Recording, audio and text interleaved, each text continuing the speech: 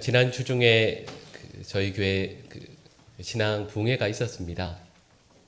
김창근 목사님과 강사 목사님과 계속 말씀을 나누는데 목사님께서 그런 말씀을 여러 번 하셨어요.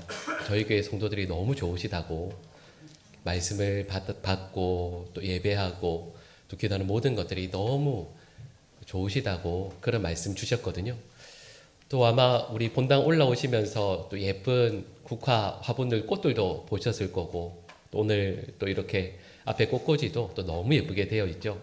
생각해보면 감사한 게, 좋은 게 너무 많아요. 우리 옆에 계신 분들과 이렇게 환하게 웃으면서 인사할까요? 이렇게 좋은 교회인지 몰랐어요. 이렇게 인사해볼까요?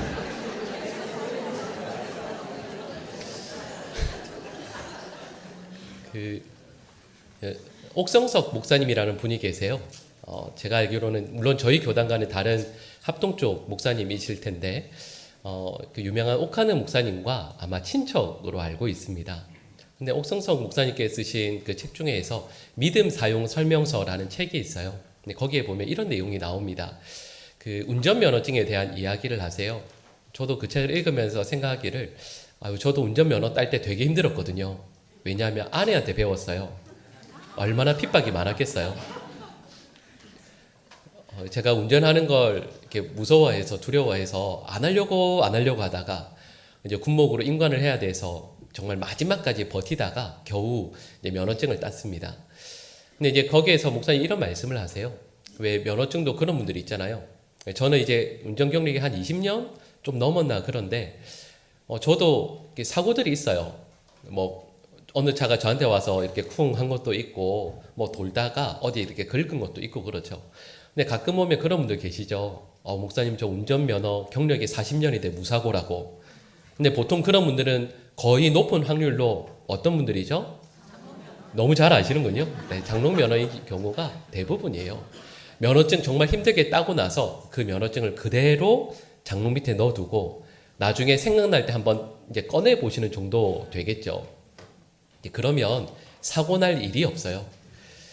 여러분, 근데 그 목사님께서 하신 말씀이 뭐냐 하면 믿음도 그런 게 있는 거예요.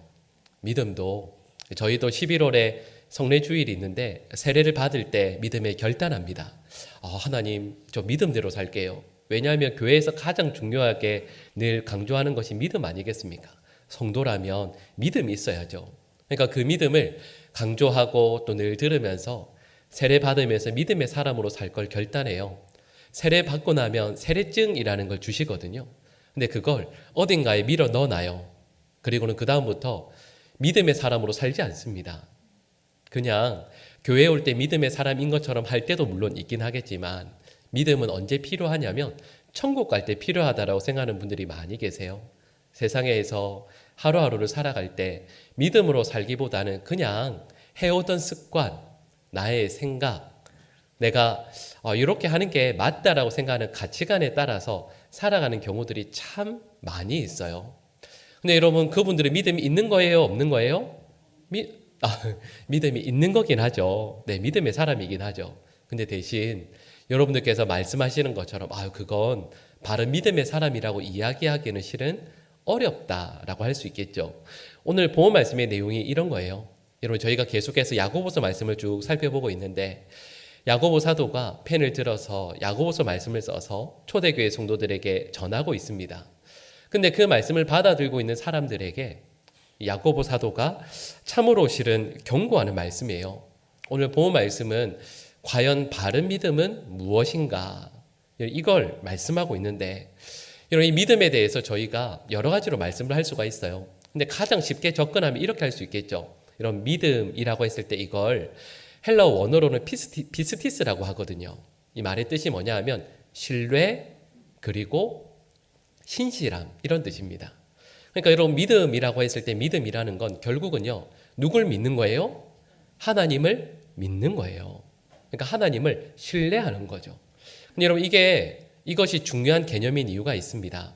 이 말의 그 전제가 뭐냐 하면, 여러분, 우리 살다 보면 우리가 신뢰할 수 있는 게 참 많이 있잖아요. 뭐가 있죠? 예를 들면 돈도 신뢰할 만 하죠. 나의 건강도 신뢰할 수 있는 것이고, 내가 이뤄놓은 어떤 성취, 업적, 명예, 이것도 내 의지의 대상이 돼요. 그리고 자녀도 의지의 대상이 되고 내 아내나 배우자도 의지의 대상이 됩니다. 그런데 하나님을 믿는다라는 말씀의 의미가 뭐냐 하면 세상에 있는 모든 의지할 대상들이 가득 있지만 누구를 의지한다고요? 하나님을 의지한다라는 뜻이에요. 하나님을 믿습니다라는 말씀의 의미는 세상에 많은 것들이 있지만 하나님을 내 삶의 가장 신뢰의 대상으로 모시겠습니다. 하나님만을 믿겠습니다라는 의미가 그 속에 포함되어져 있는 거죠. 그래서 하나님을 믿고 하루하루 우리의 인생을 살아가게 되면 그 삶에서 반드시 일어나는 변화가 있습니다. 근데 그 변화를 여러 가지 말로 표현할 수 있지만 오늘 본문 말씀에 나오는 용어죠. 행함이라는 말로 설명할 수가 있어요. 하나님을 신뢰하게 되면 하나님만을 의지하고 바라게 되면 하나님께서 우리에게 주시고자 하시는 것들 그리고 하나님께서 우리에게 명하시는 것들을 우리의 삶에서 이루어내고자 하는 마음이 생기게 돼요. 그리고 순종하게 되죠. 그걸 방금 말씀드린 것처럼 행함이라고 말씀드릴 수 있습니다. 근데 여러분 야고보 사도가 이 야고보서 말씀을 초대교회 성도들에게 쓰고 있어요. 근데 이 말씀을 받아들이고 있는 모든 성도들은 다 믿음의 사람들이죠. 근데 그 믿음의 사람들에게 야고보 사도가 편지를 써서 바른 믿음은 무엇인가 라고 하는데 실은 오늘 본문 말씀을 읽을 때 여러분 이 말씀의 내용들을 주의 깊게 읽으셨다면 실은 충격을 받을 수밖에 없는 내용들이 가득해요. 우리 오늘 본문 14절 말씀을 같이 한번 읽어볼까요? 14절 말씀 화면에 안 나오겠군요. 제가 읽어드리겠습니다. 내 형제들아 만일 사람이 믿음이 있노라 하고 행함이 없으면 무슨 유익이 있으리요? 그 믿음이 능히 자기를 구원하겠느냐? 아멘. 여러분 이 말씀 읽으실 때 어떠셨어요? 여러분 이 말씀의 의미는 간단히 말씀드리면 이런 겁니다. 여러분 이 말씀 읽고 있는 모든 초대교회 성도들의 믿음이 있어요? 없어요? 믿음이 있죠. 근데 그들 가운데 야고보 사도가 이렇게 말씀하는 거예요. 믿음의 두 종류가 있다고요. 믿음이 두 종류가 있는데 그 두 종류의 믿음은 구원을 받는 믿음이 있고 구원을 받지 못하는 믿음도 있다라고 말씀하는 거예요. 여러분 지금 이 말씀을 받아들이고 있는 모든 초대교회 성도들은 믿음 때문에 흩어진 분들입니다. 믿음 때문에 어려움 당하고 핍박 당하고 괴로움을 매일매일 겪고 있는 분들이에요. 여러분 그러면 그분들이 믿음이 있어요, 없어요? 당연히 있다라고 말할 수밖에 없지 않겠습니까? 근데 야고보 사도는 이렇게 말씀하는 거예요. 그렇지 않다. 너희 믿음 생활하는 가운데에서 믿음을 가지고 이 땅 가운데 행함이 있는 사람은 구원을 받을 것이고 행함이 없는 사람은 어려움 중에 믿음이 있노라 말은 하지만 그 믿음이 삶 가운데 행함으로 드러나지 않는 사람은 구원을 받지 못한다라고 말씀하는 거죠. 그러니까 이 말씀을 받아든 이 초대교회 성도들의 마음이 얼마나 무겁겠어요. 또 어떤 분들은 얼마나 화를 내겠습니까? 근데 여러분 이것은 야고보 사도의 말씀만이 아니에요. 예수님께서도 하신 말씀이죠. 마태복음 7장 21절 말씀을 보시면 이렇게 말씀합니다. 나더러 주여 주여 하는 자마다 다 천국에 들어갈 것이 아니요 다만 하늘에 계신 내 아버지의 뜻대로 행하는 자라야 들어가리라. 아멘. 여러분 예수님께서 직접 말씀하세요. 하나님의 나라에 들어갈 수 있는 사람은 주님을 향해서 주님, 제가 주님을 믿습니다. 이 말을 계속해서 고백하는, 반복하는 사람이 아니라 주의 뜻대로 이 땅 가운데 행하는 사람, 행함이 있는 사람만 들어갈 수 있다라고 말씀하시는 거죠. 여러분, 이 말씀을 함께 나누는 우리 모든 성도들에게 믿음의 고백은 물론이고요. 믿음의 순종, 믿음의 행함이 늘 있는 우리 주의 백성들 될 수 있기를 간절히 축복합니다. 우리 한국교회 성도들이 참 좋아하는 말씀이 있어요. 한 절 한 절로 된 말씀들도 우리가 사랑하는 말씀이 있지만 한 장으로 된 말씀 중에 성도들이 참 좋아하는 말씀이 있어요. 그 말씀이 뭐냐 하면 신명기 28장 말씀입니다. 이렇게 말씀드리면 무슨 내용인지 모르실 수 있으니까요. 제가 아마 한 어구만 읽어드리면 아실걸요. 무슨 내용이냐면 들어가도 복을 받고 나가도 복을 받는다라는 말씀이 신명기 28장에 나와요. 그래서 실은 들어가도 복을 받고 나가도 복을 받는다라는 이 문구 때문에 여러분 햄버거 있는 거 아시죠? 미국 3대 햄버거라고 하는 인앤아웃이라는 햄버거가 있습니다. 인 앤 아웃이니까요. 들어가도 복을 받고 나가도 복을 받는다는 이 말씀이 은혜를 받아서 햄버거 이름을 그렇게 지은 거예요. 근데 여러분 이 신명기 28장 말씀에 이런 내용도 나와요. 복을 받는데 성읍, 그러니까 우리 삶의 자리죠. 성읍 안에서도 복을 받고 나가서 들에서도 복을 받고 너희의 자녀도 복을 받게 될 것이고 너희가 기르는 가축들도 복을 받게 될 것이고 너희 집에 방금 설거지해서 뒤집어 놓은 그 그릇에도 하나님의 복이 가득 임하게 될 것이다 라는 말씀을 주세요. 그러니까 얼마나 좋아요. 얼마나 감사해요.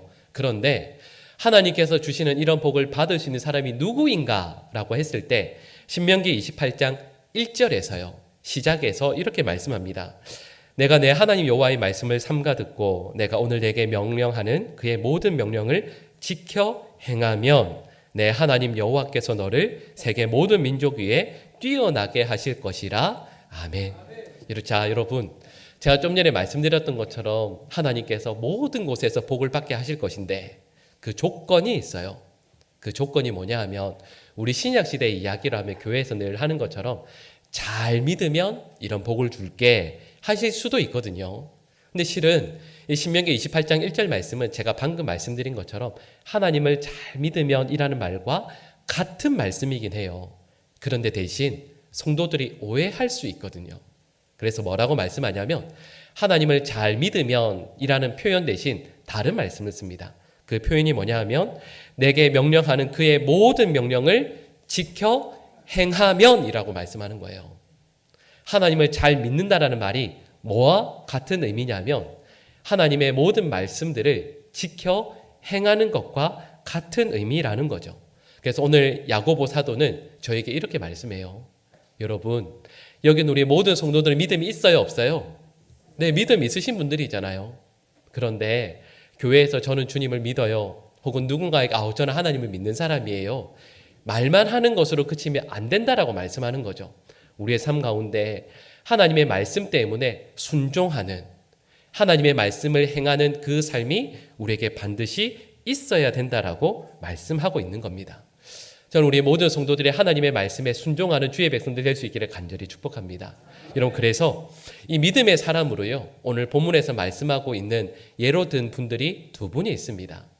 실은 신구약 성경 전체에서 믿음의 사람으로 말할 수 있는 분들이 얼마나 많겠어요. 예를 들면 우리 설교할 때 가장 많이 들을 수 있는 다윗도 말할 수 있을 것이고, 또 예를 들면 신약에서는 예수님의 제자들을 말할 수도 있지 않겠습니까?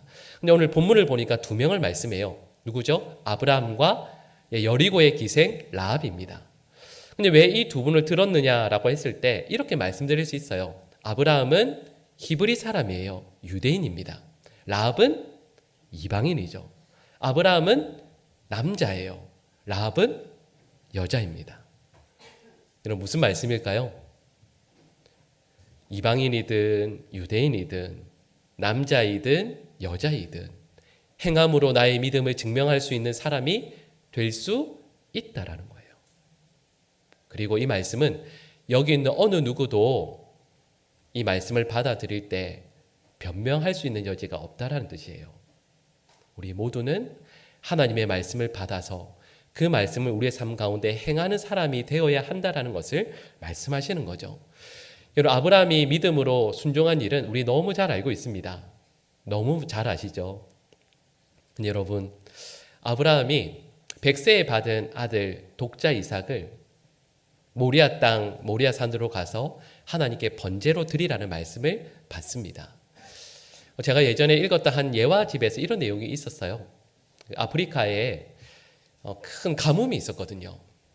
가뭄이 너무 심한 겁니다. 그럴 때 추장과 그 마을 주민들이 누구에게 갔냐면 그 마을 보면 아프리카는 왜 무당들이 있잖아요.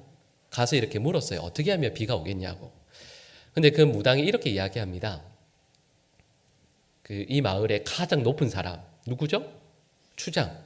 가장 높은 사람의 어린 자녀를 땅을 파고 산채로 묻으면 하늘의 신이 보고 감동해서 비를 내려줄 것이다. 근데 여러분, 추장에게 무남동녀 외동딸이 있거든요. 어린 외동딸이 있습니다. 근데 어떡하겠어요? 그래서 그 마을에 있는 나지막한 동산이 있는데 그 가운데 땅을 깊이 파요. 사람들이 가서 땅을 깊이 팝니다.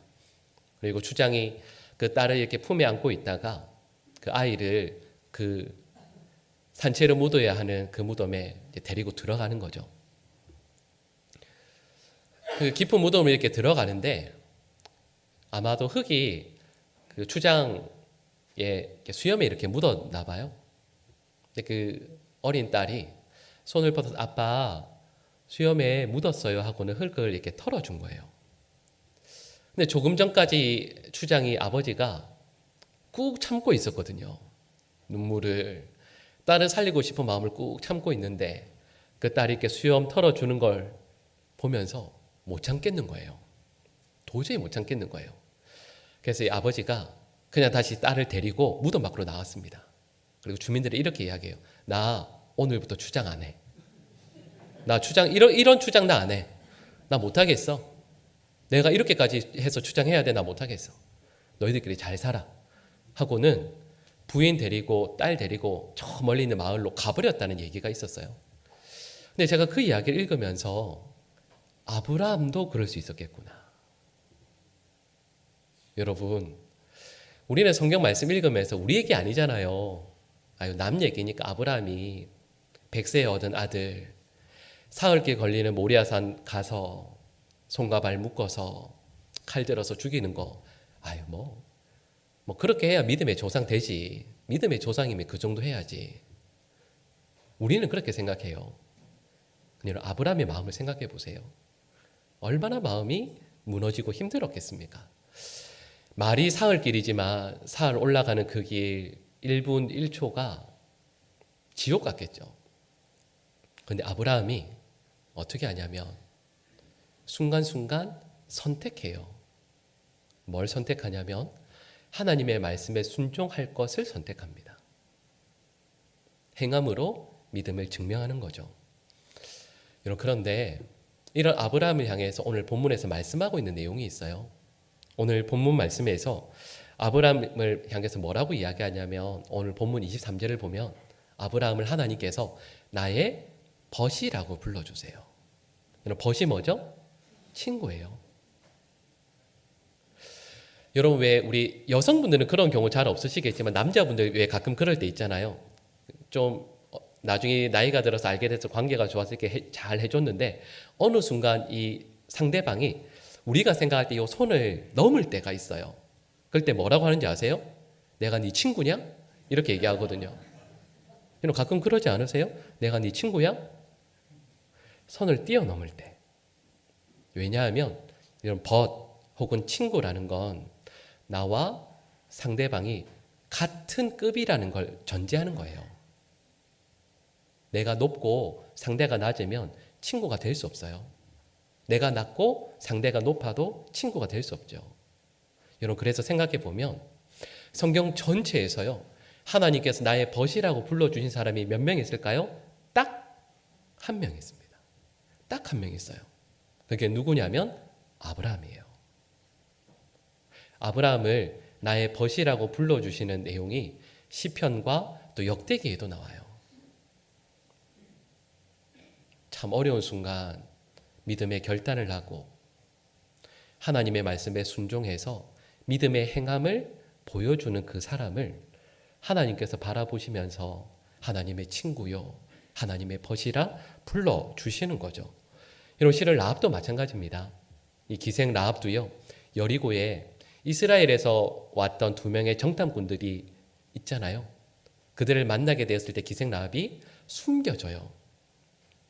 만약에 걸리면 어떻게 되죠? 죽겠죠. 근데 라합만 죽는 게 아닙니다. 누구까지 죽을까요? 가족까지 다 죽을 거예요. 근데 라합은, 여러분 기억나시죠? 여호수아 2장 말씀을 보면 상처나지의 하나님을 믿음으로 고백합니다.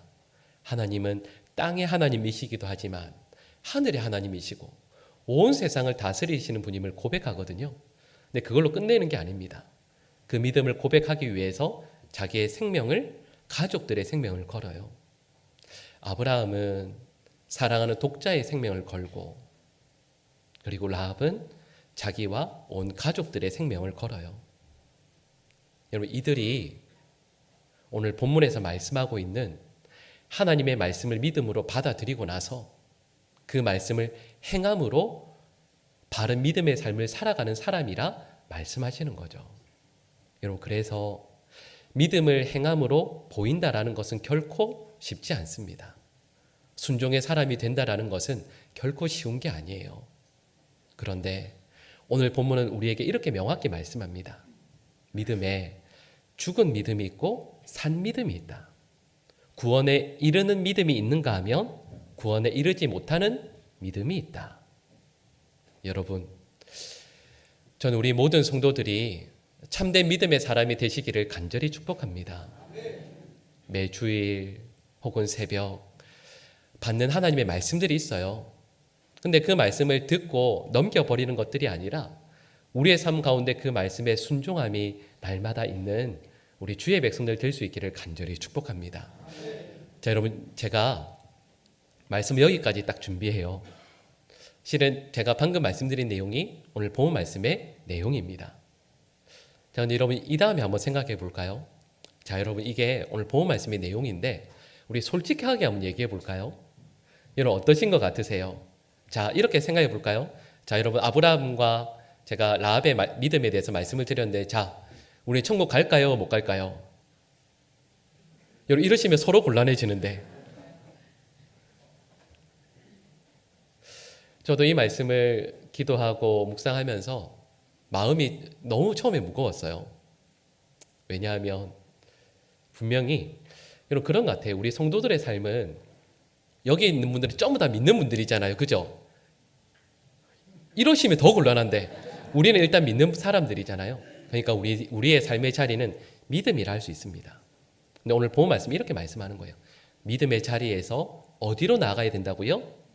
행함의 자리까지 나아가야 된다라고 말씀하는 거예요. 이걸 말씀하고 있어요.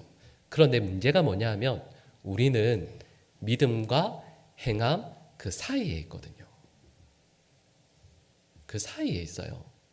본문은 우리가 행함의 자리에 이르러야 한다라고 말씀을 하는데 우리는 행함의 자리에 완전히 이르지는 못하고 중간에 어딘가에 있거든요.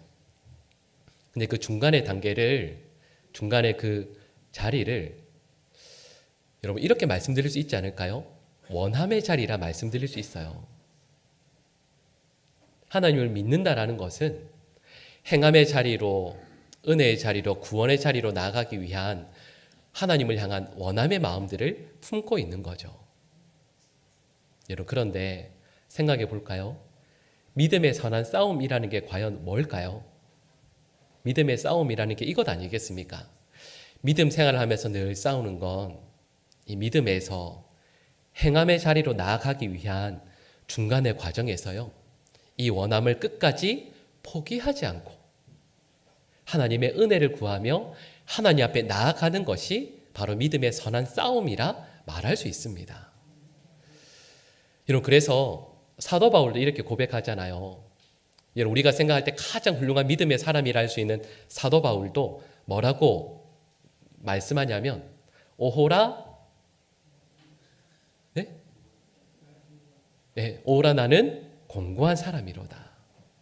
여러분, 왜 그렇겠습니까? 하나님을 향한 믿음이 있어요. 근데 여전히 죄짓거든요. 여전히 행함의 자리로까지 완전히 나아가지 못하거든요. 그래서 사도 바울이 탄식하는 거예요. 아무리 믿음의 삶을 살고 싶어도 여전히 나는 부족하구나. 여러분, 그런데 말씀드린 믿음과 행함의 그 사이에서 원함을 품고 하나님 앞에 엎드려 통곡하는 그 사람에게 성령 하나님께서 역사하기 시작하시는 거죠. 그를 붙드시고 이끌어 주시는 거예요. 사도 바울이 오호라 나는 공고한 사람이로다 탄식하며 절규하는 바로 그 자리에 바로 그 다음 장에서부터 로마서에서 성령을 말씀해요. 성령께서 그의 마음을 붙들어 주시고 인도해 주시고 이끌어 주시는 거죠.